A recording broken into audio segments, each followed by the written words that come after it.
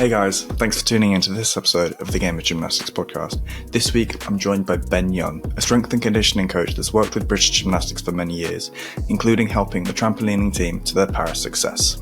We'll talk about why S&C is so important, areas to focus on for developing gymnasts, and how to implement a training program into the already very intense load of a gymnast. I know I learned something, so I hope you do too.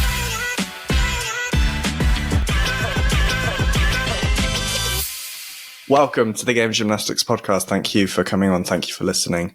So today we have got an S&C specialist. He is the senior or the head of S&C in across all the Olympic disciplines for British Gymnastics, working with UKSI, UK Sports Institute. So here we have Ben Young. Good morning. So do you want to give us a little bit of background on you, who you are, and what you do? Yep. So, my name is Ben Young. So I'm senior strength and conditioning coach with the UK Sports Institute, and I obviously work with British Gymnastics to lead our S&C provision across all our Olympic sports.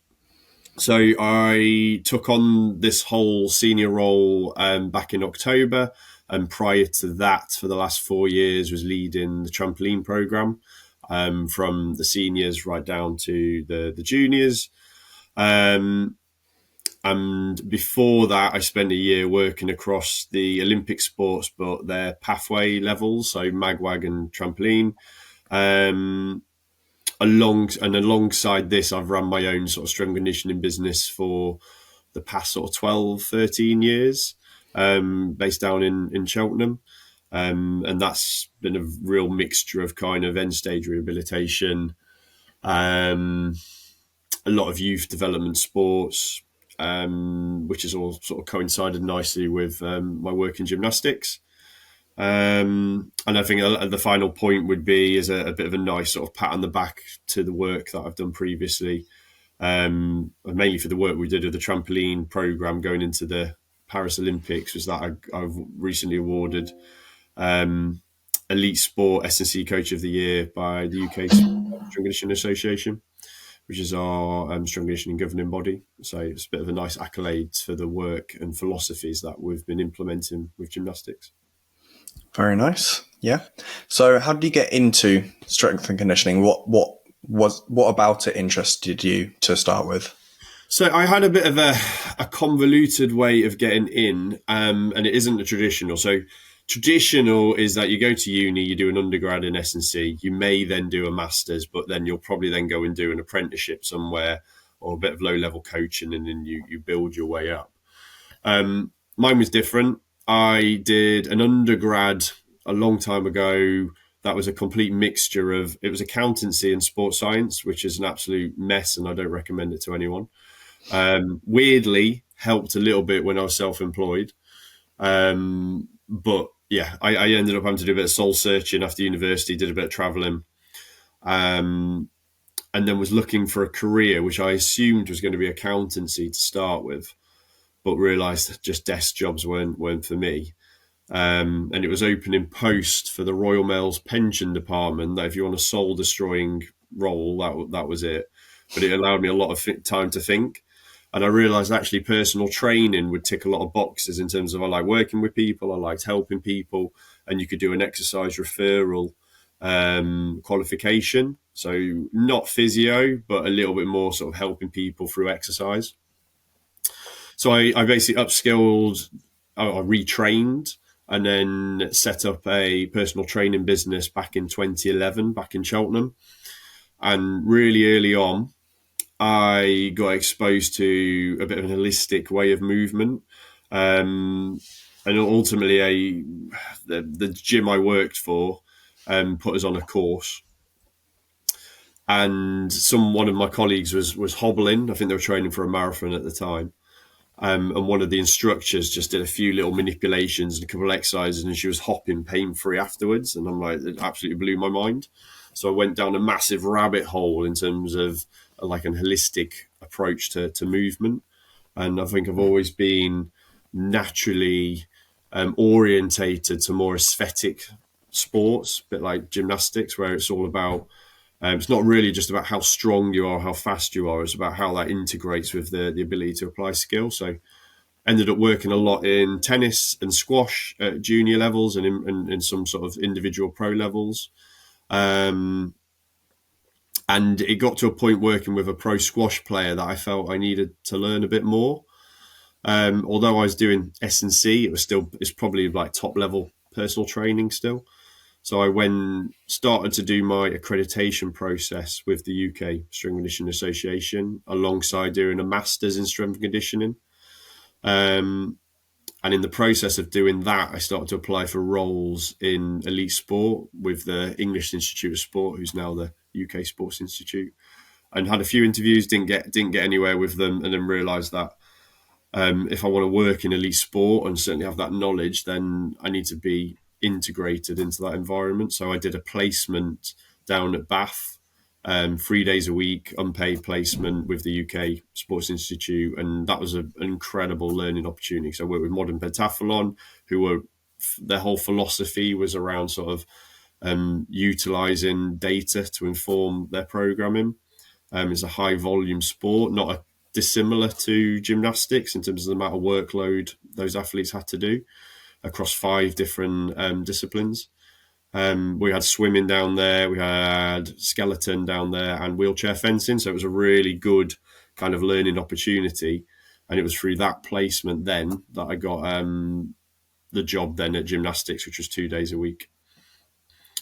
So yeah, that's kind of my journey into sort of where I am now. And then alongside that, I've obviously had I'm still 1 day a week technically self-employed at the moment, and do 4 days with gymnastics. Nice, very nice. Hey guys, Winston here. I hope you're enjoying the episode so far. If you are, please do leave a like, subscribe, and leave a comment if you can. Also, if you want more gymnastic content from me, you can check out my Instagram at wpowell05 or my TikTok at Winston Powell 5. Thank you, and let's get back to the episode. You worked a lot with the trampolinists for the last 4 years, you said. What would you say was good, like working with them? What is it about working with gymnasts or trampolinists in your case? What about that differs from working with other sports people? Yep. Probably flexibility is the big one. I think it's brilliant. All gymnasts are phenomenal movers, but actually sometimes that can be the downfall. And the body will always solve a problem, but it doesn't mean it'll always solve it in the most sort of optimal, effective, efficient way. Gymnasts are brilliant at problem solving movement challenges.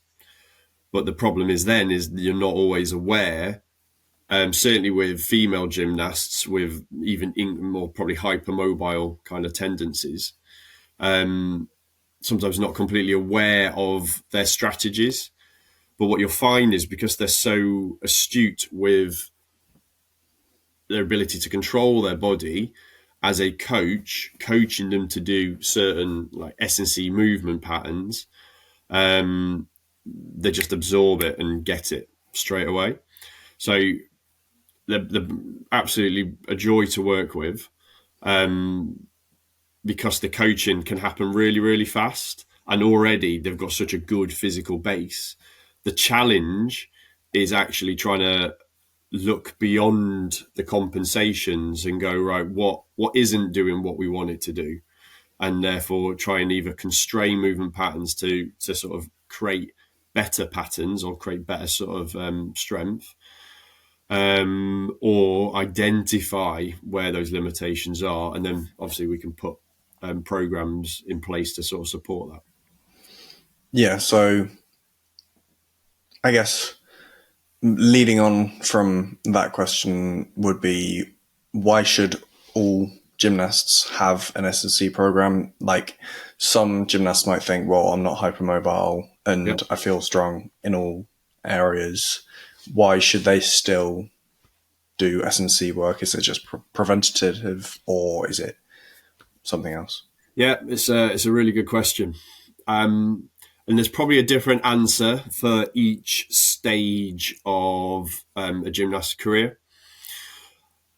If we go globally, in terms of all gymnasts, each apparatus will have a certain degree of repetition of the skills that they will do.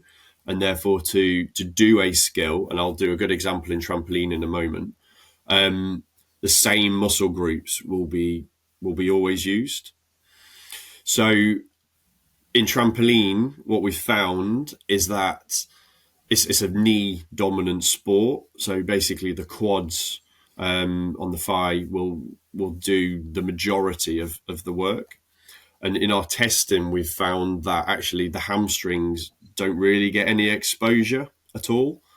So if you didn't do any hamstring work, you would then create a big imbalance between the front of your thigh and the back of your thigh, which then will create a little bit more instability potentially in your pelvis. And historically in trampoline, we've had a history of lower back injuries, bone stress problems. Pleasing to say that seems to be something we've managed to get rid of. But a lot of that has been using the data we've collected to then determine what the sport gives them and what the sport doesn't. And then S&C should therefore fill the gaps to make sure we're giving them exposures to balance out the training effect. So that's one side of it. The other side of it is going, gymnasts always want to push more. They always want to run faster, jump higher, do more technically challenging skills.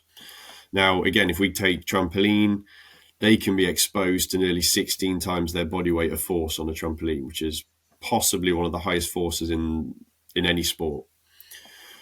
Every time they jump a little bit higher, that force is going to increase. So if they want to jump higher, and which is referred to as time of flight, and that is to give them more time to do more technically difficult skills and execute them well, then the forces they're exposed to on landing are going to be higher. And that is no dissimilar to any gymnast landing. The higher they land from, the greater the ground reaction forces are going to be. Equally, you think about any of your ring skills in MAG, like the harder the skill, the more strain the body's under. So there's a theory to think about, let's say in terms of artistic, and we talk about muscle fiber composition. It works in terms of a hierarchy. So if I just go for a walk, the body's only going to use what it needs to for me to accomplish that walk. And let's say it's an arbitrary 10% effort, I'm only going to use 10% of the muscle's capability to do what I need it to do. If I do something now that is 100% effort, every muscle fiber has to be recruited. Now, if you're doing something body weight that is repetitive, a little bit like going for a slow run opposed to a sprint, the body's going to adjust and get used to that stimulus. If you're then not exposed to that 100% stimulus, those higher level muscle fibers will regress. They'll get worse, basically. Your ability to recruit them will get less and their actual strength will reduce. So for me, certainly in artistic, if we think of a continuum, gymnastic and all the technical work kind of sits between that kind of 10 to 90 kind of percent. S&C can top up the last 10%, which is sort of max effort, max intensity work. So it stimulates all those muscle fibers, and obviously creates a higher ceiling of force production to protect the gymnast to what they're going to be exposed to, and also gives them a buffer for every time they want to do more, they've got a bit of buffer to do it, opposed to if they've got a lower ceiling, if they do anything that exceeds that ceiling, we're now in a bit of a red zone where the body potentially can't tolerate repetitive load at the levels that they're working at. The other thing to consider is, certainly again, actually in all gymnastics, it's all sprung floors. So the actual ground reaction forces can be a bit dampened, and actually the time on the ground can be a bit slower, and therefore giving gymnasts exposure to higher speeds and reactivity again can prepare them for those slightly lower levels of speed or force that they're exposed to. So in essence, we're trying to bridge the gap that the sport doesn't provide them. And then my third point would be, like, gymnastics is an early specialization sport. Kids will do gymnastics from a very early age, and then as they progress more, they'll do a lot more sort of volume. The body grows from the out to the in, so hands and feet grow before the legs and then the spine. And what we've seen is there's correlations between injuries at certain points between in their growth spurts that correlate with different injuries in different parts of the body. So as you are nearly finishing your growth spurt, you're more exposed to back injuries because the spine's the last part to grow. Whereas there's an injury called Sethers, which is like the back of the heel, and then Osgood-Schlatter's, which is on the knee. They occur a lot earlier in the growth sort of cycle because the foot has grown more. So actually, as the body goes through different growth stages, doing more localized strength work to deal with the changes in skeletal length can have a huge injury prevention, but also allow the gymnast to kind of thrive and survive that kind of growth and maturation period. And as it's such a high skill sport, the more opportunity a gymnast is to be available to train, the better technically they're going to be. Any time off training is going to slow that technical development. So they're my sort of big three pieces of why S&C is important. Nice. Yeah. Covered quite a lot there. I did warn you I was going to talk a lot. That's good. Yeah, like I think those points about, like, especially with all the force and everything, like the amount of force that your body's going through.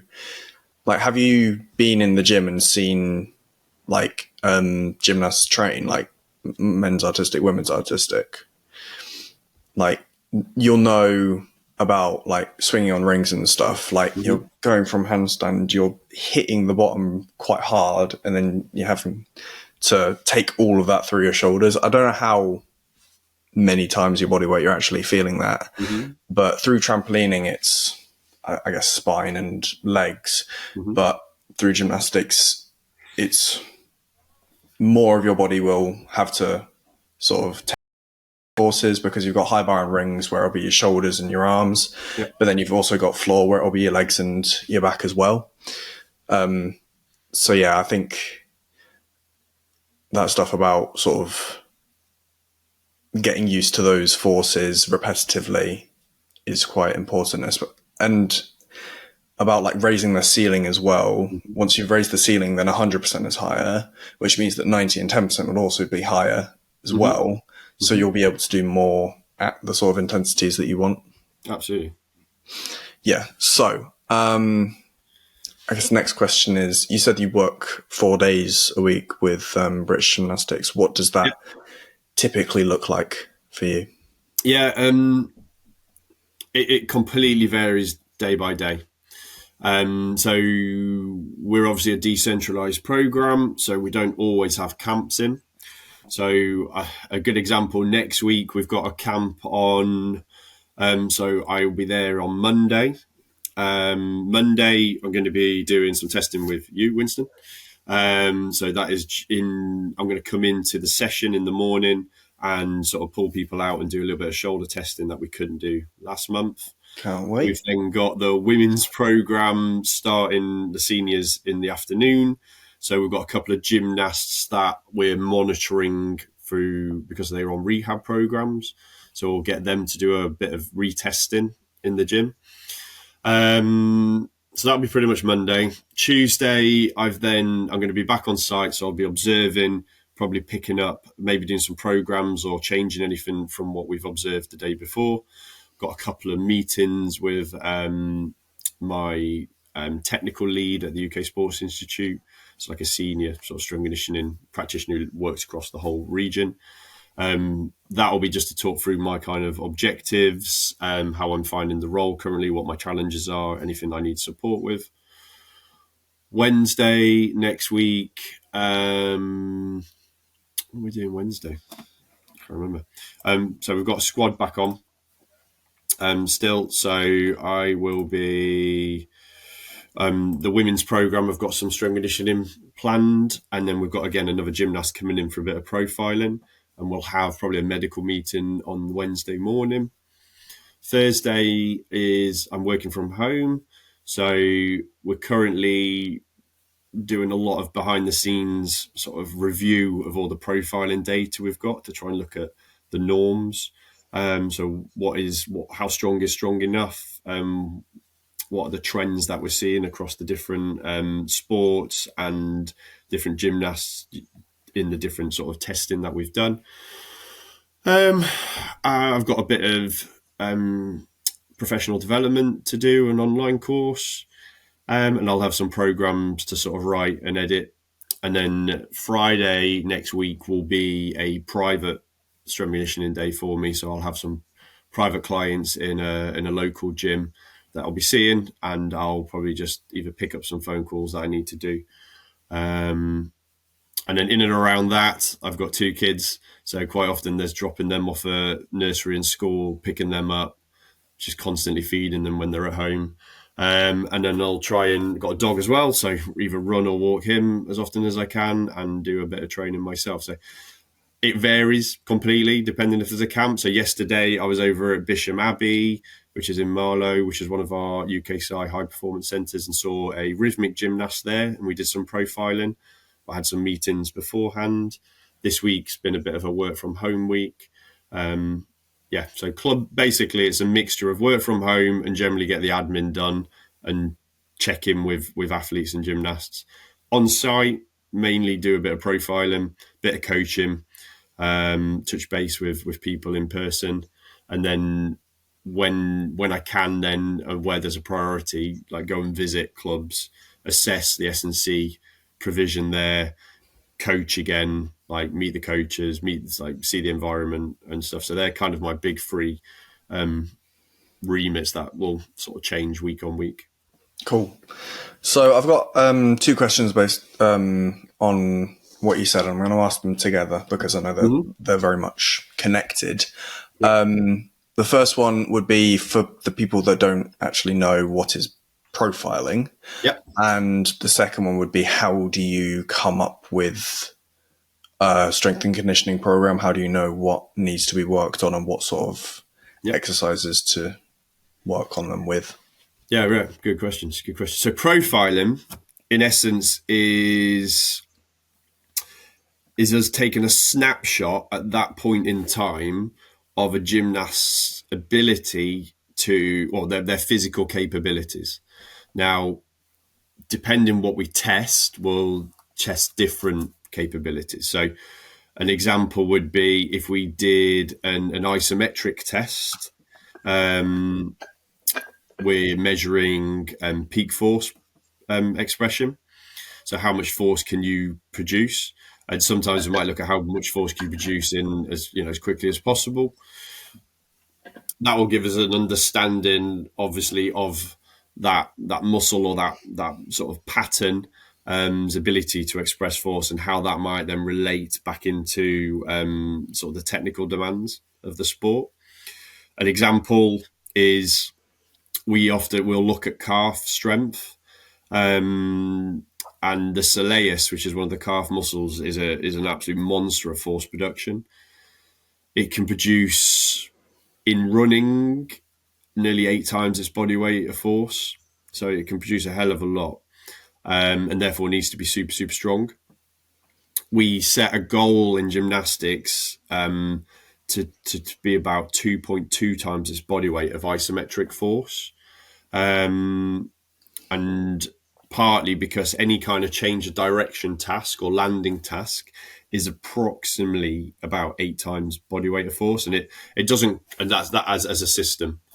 And the normative data that we've seen through research suggests that if you can improve calf strength, it will have a huge protective mechanism against like ankle, knee, sort of hip, even back injuries.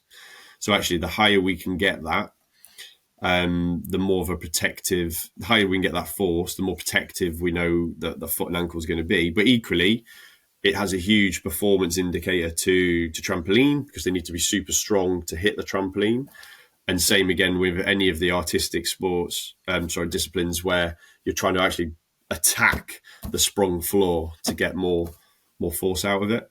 So really, profiling is a snapshot of specific physical characteristics that we think are important to the sport the gymnast is working in. And again, the profiling that we do is slightly different for trampoline, for men's artistic, and for women's artistic, because obviously each one has slight different variables we need to cater for. So then, in terms of the programming, I have a philosophy which is called or referred to as ecological dynamics.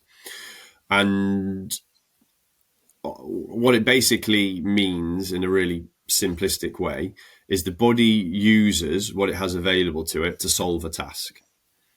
So if you want to run, so if I want to run like Usain Bolt or someone super, super fast, unless I have the same physical structure as him, I'm not going to be able to achieve the same output. If I was a carbon copy of him, in theory, I should be able to do it.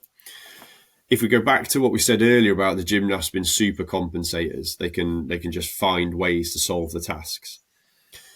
There's a triangle in ecological dynamics. So if we've got our output, and then we have something called perception action, which doesn't particularly relate to gymnastics because it's a closed sport in terms of the skills you're about to produce. You're not reacting to an external stimulus. You're then narrowing it down to a triangle, which is basically the task, the environment, and the gymnast. Now, if we simply go really simple, trampoline, they've got to jump up and down. That is the task. The trampoline won't change too much. It might be slightly stiffer depending on how new it is. But ultimately, they are constants. The task and the environment is constant. And therefore, what we can change to change the output is the gymnast. And there is their ability to produce force or to solve the puzzle that is jumping up and down on the trampoline, or it is to do a sprint into the vault, or it is to do a landing off the rings, or it is to do a Maltese, etc. If you don't have the tools to solve that problem, you either won't do it, or the body will try and do it and compensate. And you might get away with it first time, but then maybe if you're repetitively overloading a poor pattern, that is often where an injury might occur. Or if you try to do something that you can't do, that's possibly where an injury will occur, because the tissue doesn't have the tolerance to deal with the forces. So profiling heavily influences how I then program, because it'll allow me to identify where the gaps are in that gymnast in relation to what they want to achieve. First and foremost, probably from do you have the strength levels just to train repetitively and stay available to train? So if we have a line, if you're below that line, then they become our priorities to get you back onto that line, to go, you should be able to tolerate that. And as we gather more profiling information, we're able to better determine what that line is, of going like, what is the minimum amount of strength we need you to do to go out there and train consistently. What I then want to be in the places is that you would come to me and be going, I want to do this type level skill, or I need to get to this point, and we should have data hopefully to go, well, to do that physically, you need to have this in your locker. And then by testing you, we can go, right, what is the gap between you physically being able to achieve a certain level of skill in a health and safe, like a safe and healthy way. So what I then do is it's a case of then understanding what the needs of the gymnast are, what the needs of the sport or the technical demands are, where are the gaps that they need to achieve, are there any injury history or concerns that we need to maintain. And I'm a big believer you can't really go after more than sort of two key things within a week. But you can obviously maintain certain areas, but there's certain things that you want to go aggressively at. And if you've got a really good profile in battery, you can kind of like think of a cooking hob. You can turn the hob up on a couple of them, so they're up to boiling and they're cooking away. Whereas the rest of them are just on like a low heat simmering. That they're still there, they're still being maintained, but you're not aggressively going after them. And like you say, again, the example with trampoline, we realised that actually if they are jumping high, that is enough of a stimulus through their quads to maintain them, and therefore we didn't need to do a lot more work on them in that. So I could take a step back from that and focus on other areas. Whereas if they've had a bit of time off, then we know, right, we've got to change our priorities and put more work through the quads to prepare them to go back into full training again. So it's a real plate spinning kind of approach where you have to dial certain things up, dial certain things back to kind of give them. And then I suppose the final point is I run an adaptation-led program. So if you want to be stronger, if you do something once a week to the right intensity and volume, it will probably maintain your current strength levels. But if you really want to change, you're probably going to have to do it 2 or maybe even 3 times a week, maybe even 4, depending on what it is particularly you want to go after. And therefore, the programming will have to then integrate into the technical training and then have to collaborate with both the gymnast and the coach to prioritize the time at the right time. So if I want to do something that's power-based, that's more neural, if you're tired, that type of training is going to be ineffective. You need to be fresh and like fully ready to do that type of session. So that sometimes will fit better either at the beginning of a week or at the beginning of a session. So understanding what the adaptation is that you want to achieve will then also influence the programming and the scheduling of when that is within a program. Right. So, what sort of things do you look for in artistic gymnastics as opposed to trampolining then? Because obviously trampolining will be very much lower body / back based, but artistic gymnastics seems more holistic. It seems more whole body. So what sort of key metrics do you look for? Yeah, so in terms of like historically, backs, as we've said for trampoline, ankles seem to be quite high for women's artistic, and obviously shoulders for men's artistic.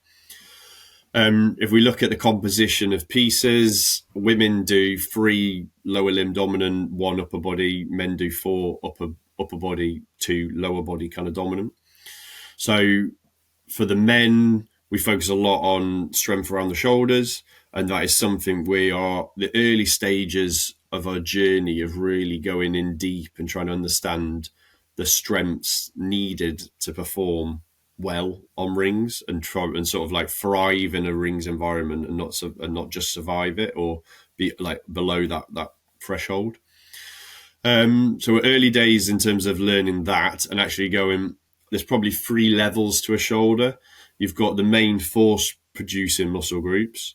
You've then got the kind of local, which is kind of like your pecs, your lats, and I think your delts. It's kind of like our big top layer of muscle mass. You've then got your stabilizing muscle groups, which is your triceps, biceps, your traps, your rhomboids, those type of areas that sit below. And then you've got your rotator cuff muscle groups. Quite often or historically, rotator cuff has often been caused as the main like injury burden. And I think we're debating at the moment now, is the rotator cuff the problem, or is it just what the body was trying to use to solve the problem? And actually, if we got the bigger muscle groups stronger, for example, would that produce less burden on the rotator cuff? So it's kind of, we're kind of just trying to work out what the priorities are in terms of shoulder health. And if we can pretty much solve shoulders, we will, for rings, the hope is it will go a long way to supporting shoulders on the other three apparatus. Women artistic again obviously have a shoulder burden in there. They don't get as many injuries in that site, but it is something again we're going to replicate what we're doing from a men's side with them, and then start to formulate norms. And we're using we're looking at the limb length, and then basically creating torques for the shoulders. So it's normalizing a gymnast's arm length and weight to the amount of force they produce. So we can kind of then, doesn't matter the individual characteristics of a gymnast, we can kind of level the playing field and see who is producing the most force, and does that correlate them with the skills they're producing. So there's the other side, trampolines, double leg predominantly. There's a slight bias as they cast on the trampoline to one leg more than the other, but both artistic disciplines will have more of a single leg component to jumping and like taking off and landing.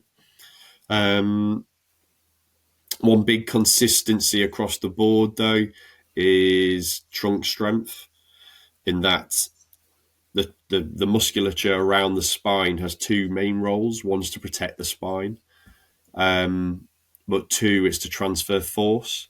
So actually all of the skills, because they're artistic skills, will require shapes to produce, to be sort of executed really fast and really well.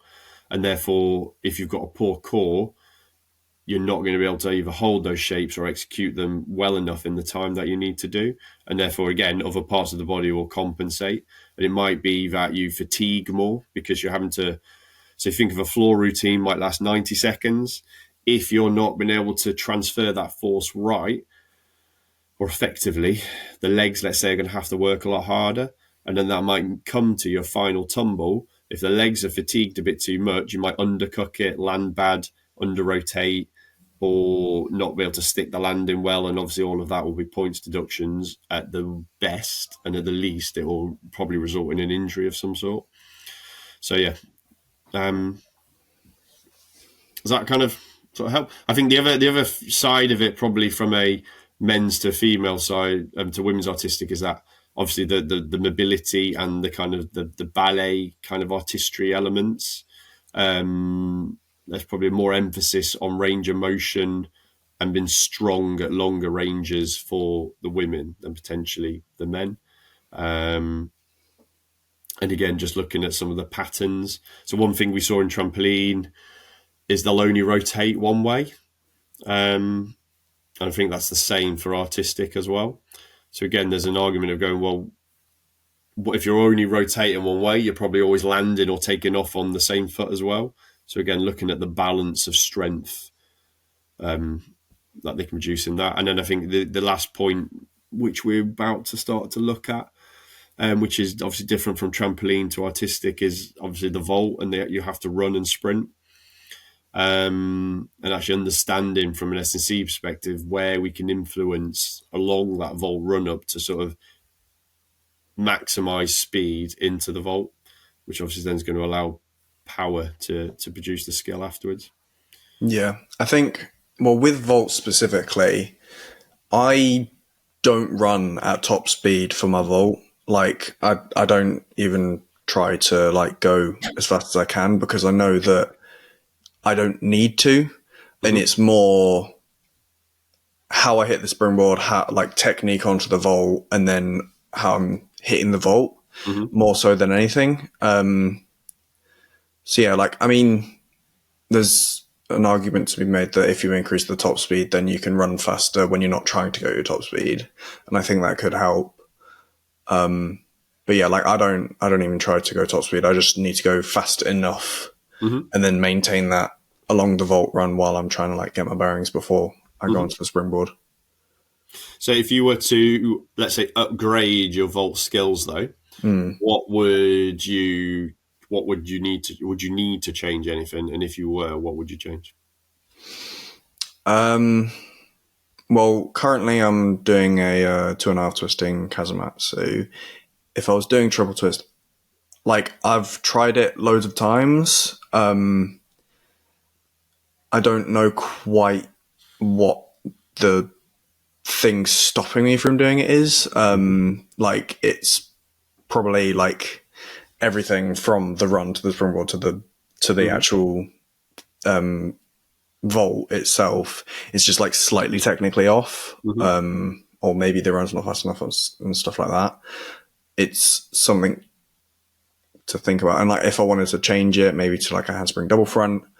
But the reason I bring that up is because like people like Jake Jarman jog into the vaults. They don't actually put like anything into it almost.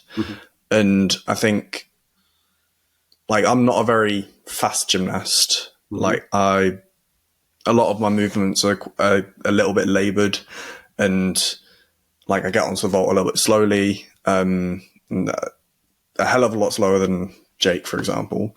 But vaults, I guess vaults just very technical, and I think I don't really know. I don't know the ins and outs of the biomechanics and everything. But I think but this is part of the challenge, isn't it? Of going right. Well, if you want to do something different and upgrade it, you've got to then understand what the limitation is. You've got to, I suppose, when you look at that vault, you've got, I suppose, there's, let's say, really simplistically 3 components, or maybe 4. You've got your run in, you've got your strike onto the vault, you've then got you so obviously pushing up and into the skill, and obviously then you've got a landing. If you are able to identify where you think the limitation is, then obviously you can put an intervention in to improve it. What I think we're trying to get to is so like Jake is one of the best in the world.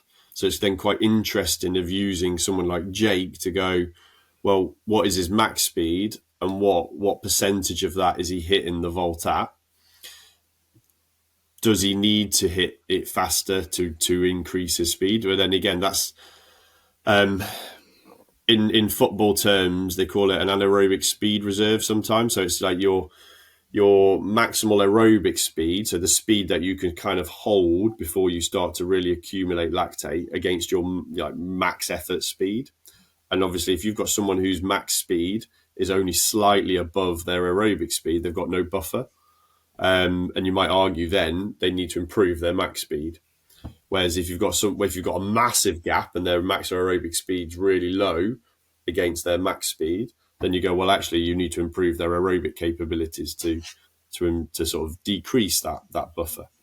Yeah. And there's probably an argument to suggest that on the vault, that's similar, of going, what is your max speed? And then what is the speed you need to achieve what you want to do? Then you've got to think about your relative power output. So relative to your body mass, how much force are you producing, and therefore how much power are you producing at the speed you need to lift your body mass into the air to perform the skill that you need. And that an example could be, which is conversations that I have with gymnasts, is that if you were to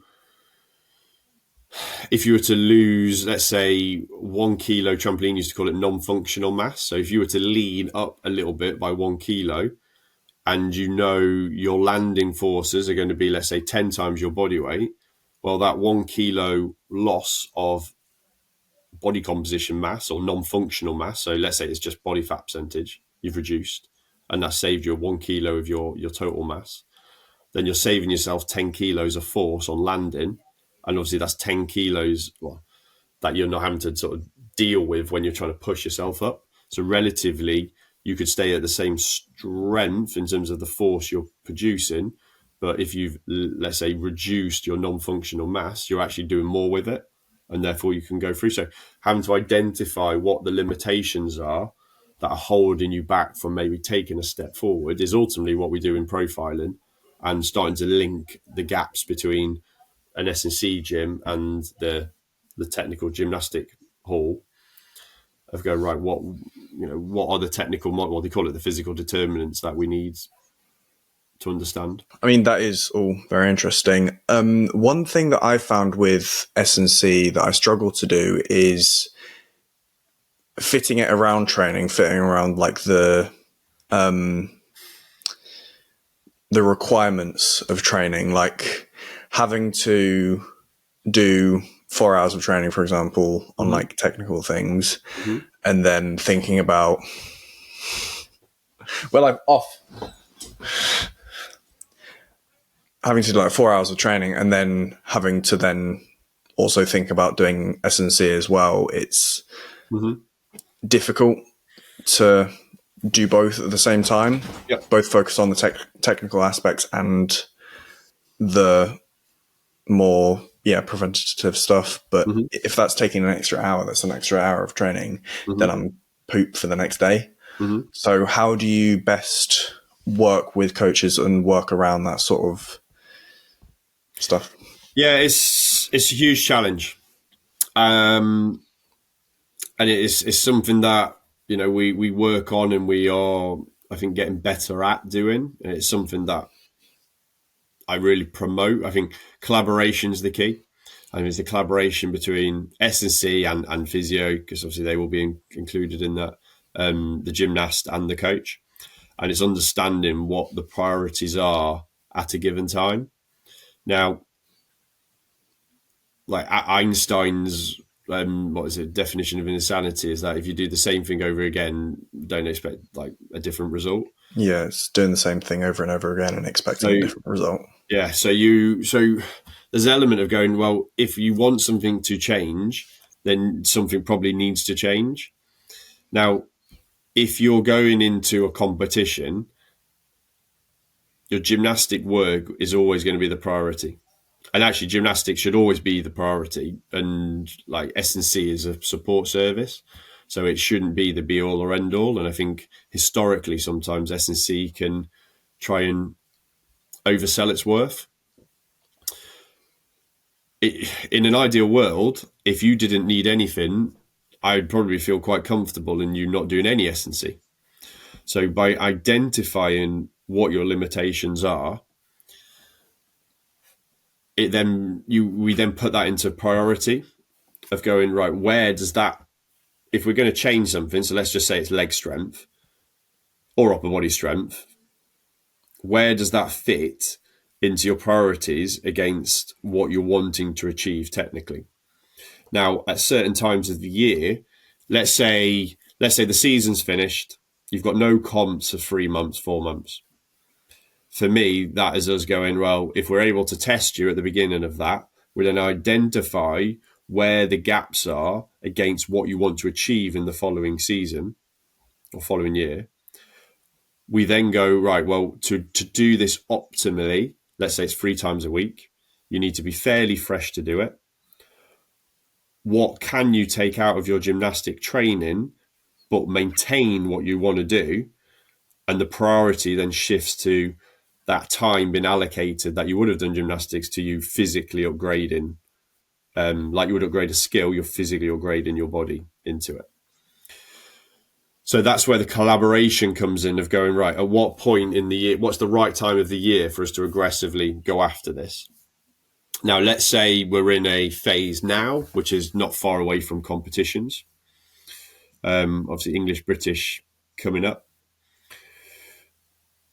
If right now we identified a limitation and we went, right, this adaptation actually, it's not strength, it is more neural, more reactive. We can implement something called microdosing, which is where you have a very small stimulus. So it's a really simple way of microdosing is that if I did over a week, I wanted to do 25 repetitions of an exercise. Okay. So I could either do them all in one go, or I could do 5 repetitions 5 days a week. The volume at the end of the week is the same. The intensity would be the same. But instead of doing it all in one go, I've broken it up throughout the week to give you that stimulus. So it's a less of a time expense, but accumulatively, you've managed to achieve what you wanted to achieve that week. It can have advantages sometimes, whereas if you, let's say you were doing all of that work on the Friday, because you know you're off on the Saturday or whatever, and then you were ill or for whatever reason you couldn't do those 25, for that whole week, then you've lost your exposure. Whereas if you'd already done the first 4 days of that week, and you've done 5, then at least you've accumulated 20 repetitions that week and you've only missed the 5. So sometimes microdosing can be a really good way if you just marginally just chipping away at an adaptation without having to really allocate loads of time for it. Again, it's a case of understanding, like we know the sport probably does a lot for the front of your shoulder, and we see a lot of instability in the back of the shoulder. So actually you could microdose back of the shoulder top-ups at the end of your session because you know the sport hasn't given you that. Same like with core work. Core, in my opinion, needs to be done 6 times a week, but it needs to be done well, but not for long. So 5-10 minutes work. So sometimes you might be able to put at the end of your session like a 20-minute little program that either repeats or has variations each day that ticks the quality. So it becomes a bit like your gymnastic training. There's a specific focus on each day that at the end of the week's accumulated to quite a lot of work. The other option is of going, well, actually, could you reduce the amount of technical work that you do? Like one of my mentors, when I used to have my programs reviewed, used to call a lot of what I'd put in fluff. It's like if I did two sets of 30 seconds balancing to improve balance and proprioception, it's like, is that actually changing anything? Like if you're going to do it, either don't do it or do it properly.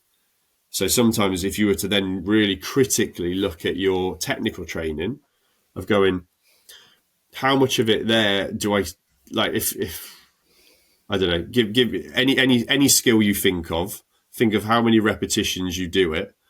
If you've nailed it 2 or 3 times, do you need to do another 5? As an example. And sometimes you might find there's fluff in the session of going, do you need to do all of that? Or like gymnastics is traditionally guilty of doing loads of conditioning work at the beginning. Well, actually, sometimes that conditioning might replicate what I want to achieve in S&C. So instead of you doing 2 different types of sessions, could we swap out a couple of those exercises to some things that we think are going to be really important? So again, it's just in building some of those S&C exercises or principles into what you might traditionally put in a gymnastic space. So it's just integrating it in. So again, if we want to improve your power or your reactivity through your feet and ankles, if you know you're going to start doing some vault or floor, then put that into your warm-up. So you're getting quality work in the warm-up that technically is S&C, but you're fresh, you're ready to do it, you'll create a positive adaptation, and if anything, it's going to make you better at the technical work that you're going to do.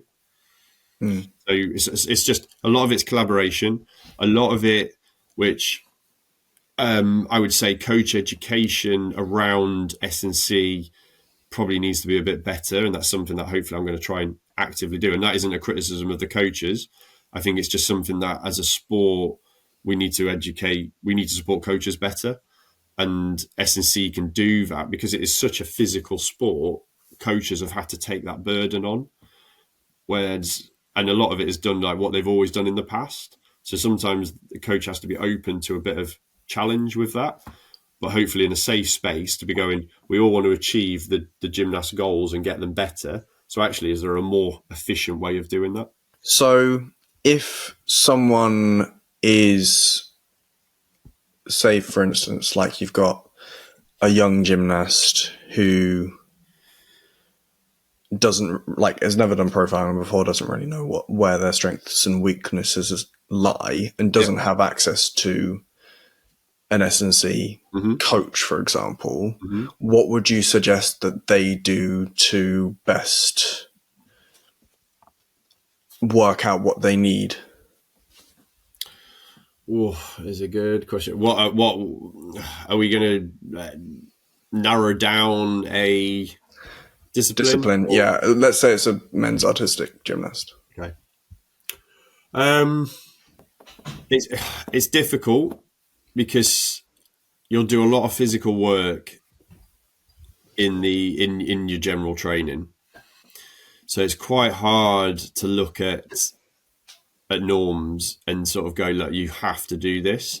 I would say, generally speaking, in men's artistic, trunk is always bad.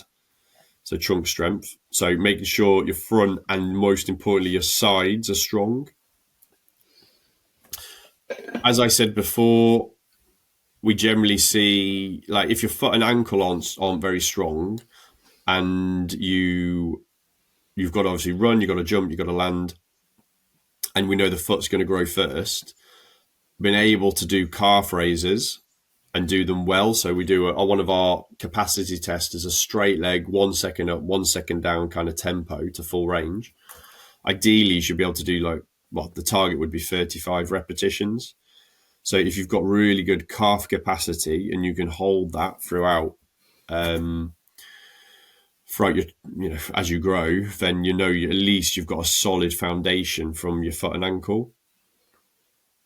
I think you can do a lot, obviously, with phones and stuff like now to video yourself doing landings and actually be critical of going, right, if my knees are collapsing in on landing, again, it is probably a foot and ankle issue, or it might be a bit of a hip and a glute issue, a core issue. So again, just analysing what you're doing and going, can you improve it? So from a shoulder health perspective, again, a lot of work will be spent on the chest. So making sure that for every push that you're doing quite a lot of pull work and getting some rows and getting some back of the shoulder. So into like external rotation exercises, some like pull downs, making sure that scapula is working really well.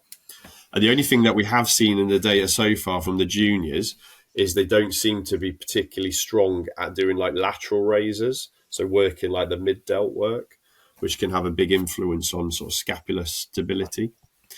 And there seems to be a drop off from the juniors into the senior development. So as they grow, exercises like biceps, triceps seem to drop off, obviously, as the arm lengths increased, whereas chest seems to maintain.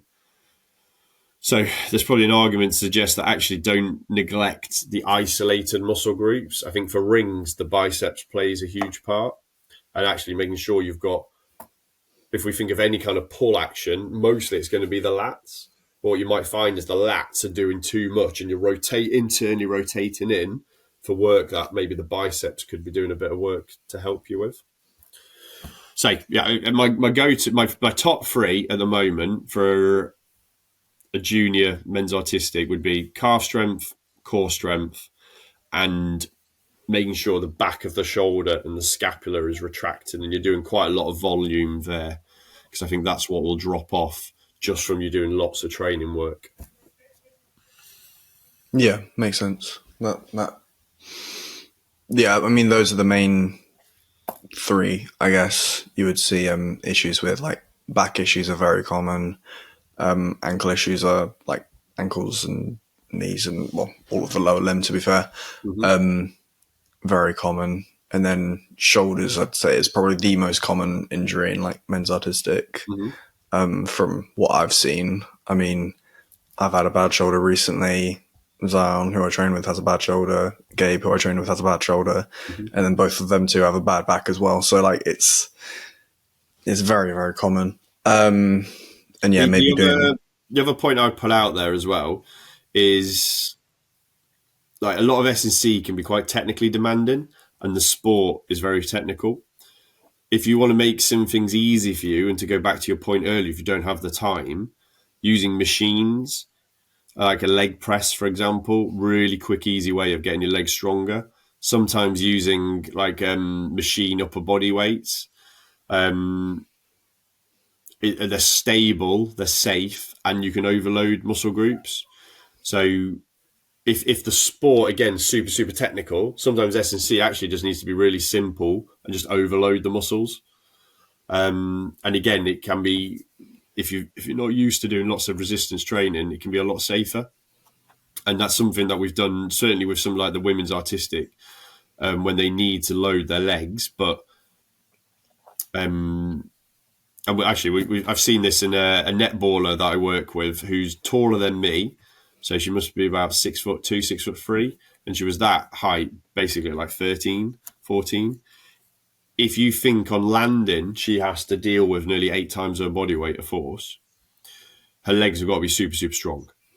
Now, if you're going to get that level of strength, using like squats or deadlifts or anything like traditional sort of strength training, she's not going to have the spine tolerance to have that kind of weight on her upper body. And she equally didn't have the range of motion through her hips to load it correctly. So all we did is just put her on machines and make the muscles stronger. And as the muscles got stronger, she was then able to do the movement patterns better. And as she got the movement patterns better, we then slowly overloaded her. So now she can do, last summer, she was doing maybe 130 kilo back squats at 16, which is phenomenal for a junior girl gymnast. Not even gymnast, just a netballer particularly, but any female junior athlete. Yeah. So yeah, sometimes just giving yourself a really simple stimulus that you can do quickly, and then that you can then progressively overload, which is the key. Because if you just do the same weight all the time, you'll plateau. So it's just that constant little change of stimulus. And machines are a really easy way to overload the system, certainly in anyone, but especially if you're a junior gymnast and you need to progress. Like if you literally just went in and did all the machines, you're going to tick the whole body off, and it's super simple.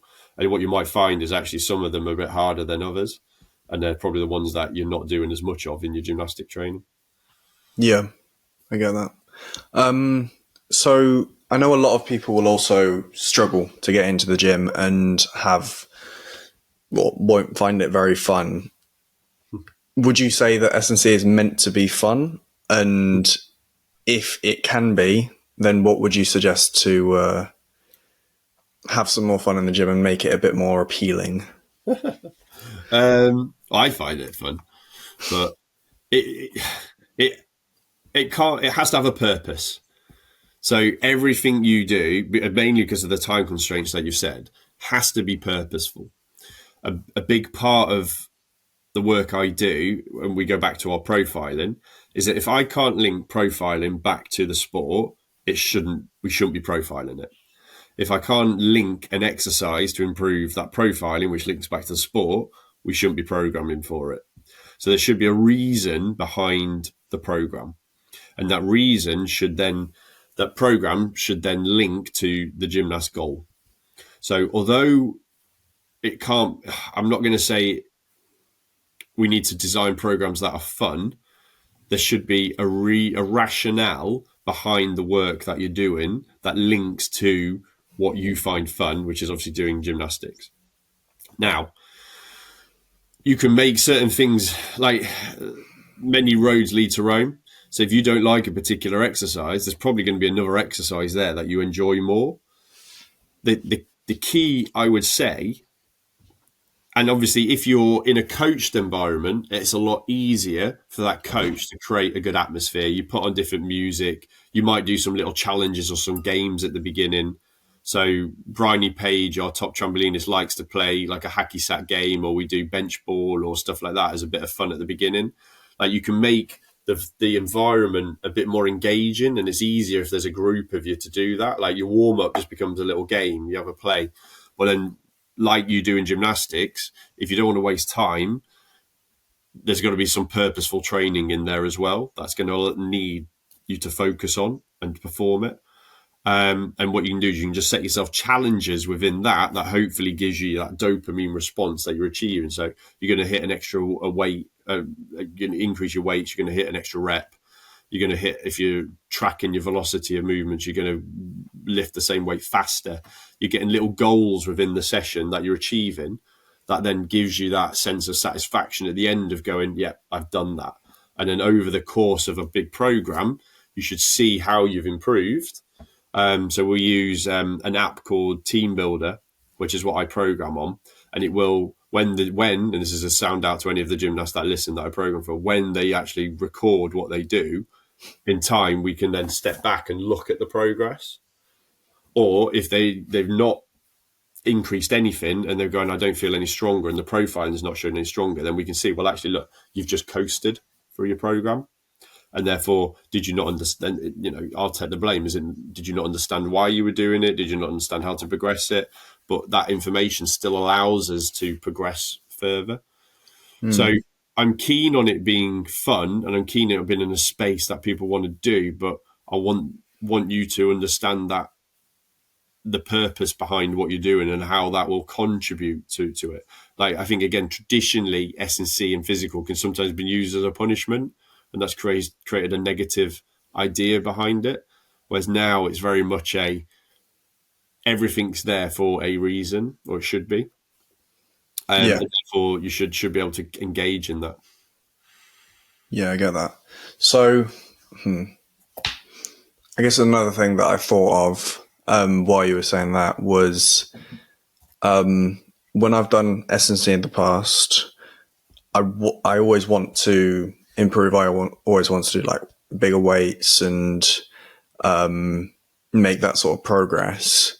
Mm-hmm. And then if it's before gym, I then really struggle in the session, and I'm either really tired during the session or whatever else it is, or I do it after and I feel like I've got no energy and I feel like I'm not making no progress. Yeah. Would you say that it would be good to have a sort of like recovery day in the gym? Maybe not like take the full day off, but would you say it's better to sort of work S&C into the gymnastics program because they're not entirely separate? In my head, I've often thought of it as there's S&C and there's gymnastics, and one is supplementing the other. I'm doing one for the benefit of the other, but I almost think that the gymnastics training does not move no matter what else I put around it. Okay. Why don't we do a quick case study on you, if that's all right? Okay. And then we can probably answer that question. But really simply, if we go, what does your weekly training look like days and hours? Normally it will be 4 hours Monday, 6 hours Tuesday, 4 hours Wednesday, 6 hours Thursday, 4 hours Friday, Saturday, and then day off Sunday. Cool. Yep. Right. And what are your goals? Within S&C or within gymnastics? Gymnastics.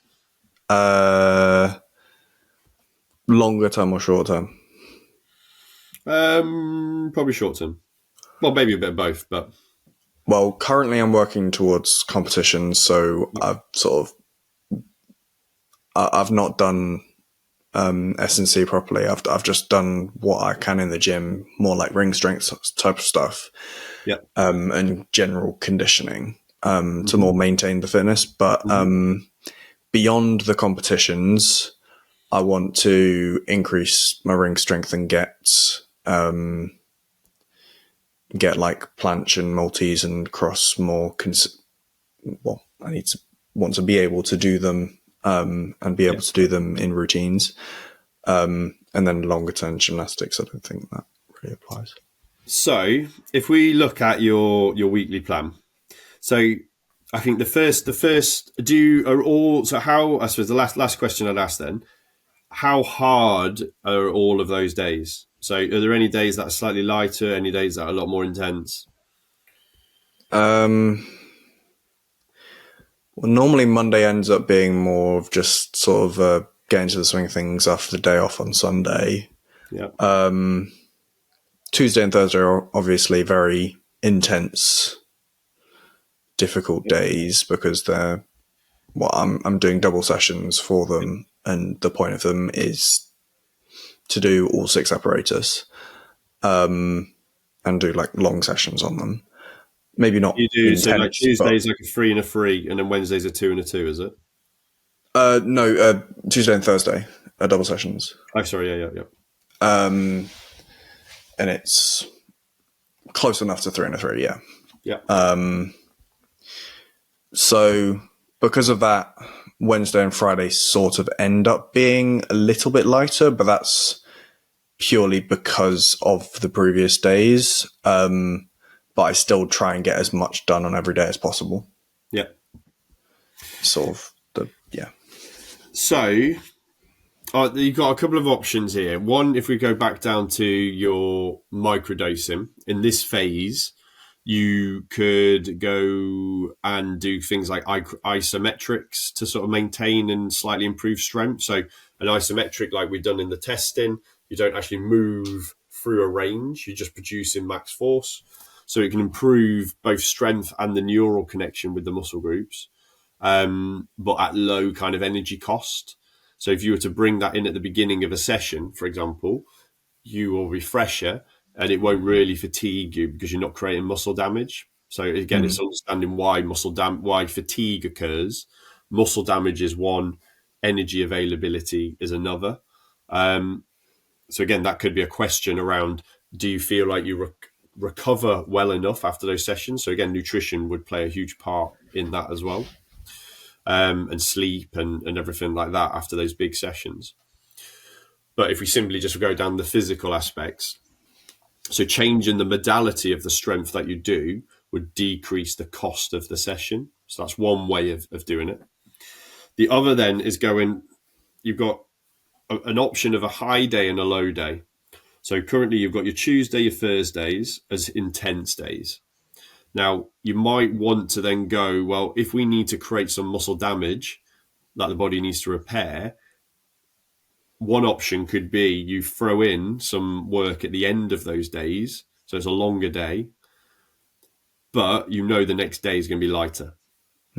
Your Wednesday and your Friday after the Tuesday and the Thursdays are going to be lighter days.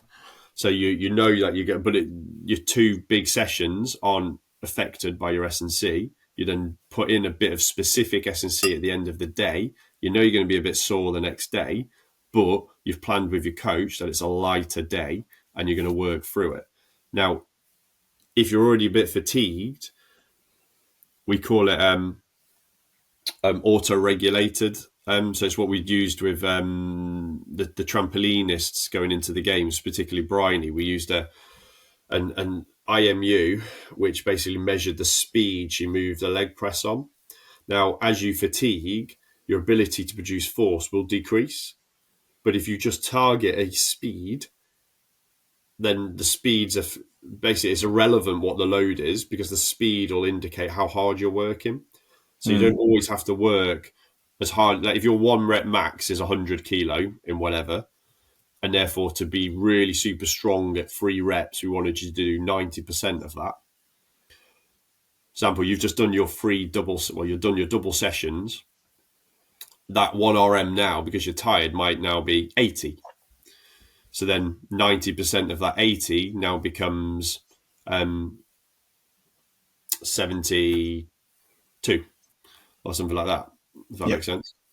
So you're still working hard, but your weight is lower because you're doing it on the Tuesday and the Thursday because you've already trained.